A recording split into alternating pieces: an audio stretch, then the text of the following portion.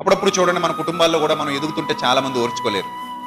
మనం ఎదుగుతుంటే చాలా మంది తట్టుకోలేరు. మీ బంధువుల్లోనే ఉంటారు అలాంటి వాళ్ళు. మీరు పాడైపోతే వాళ్ళకి ఆనందం.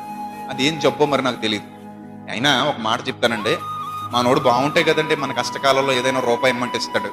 అప్పుడు మనం ఏం చేయాలి? మన వాళ్ళందరూ క్షేమంగా ఉండాలని మనస్ఫూర్తిగా కోరుకోవాలి.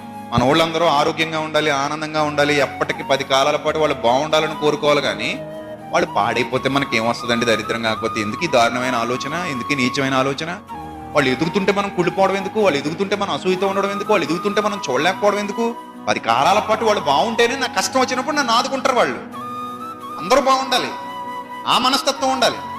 కానీ మా తమ్ముడు ఎలా అవుతున్నాడు, మా తమ్ముడికి ఇంత జ్ఞానం వచ్చేస్తుంది, మా తమ్ముడు దేవుల్లో వర్ధిల్లుతున్నాడు, దేవుని దర్శనాలు మా తమ్ముడికి వస్తున్నాయని కుళ్ళిపోవడం మొదలెట్టారు. అసూయ అది. అసూయ అనేది చాలా భయంకరమైన కనబడిన రోగం అది. ఆ రోగం ఎవరిలో ఉంటే వాళ్ళని దహించేస్తుంది.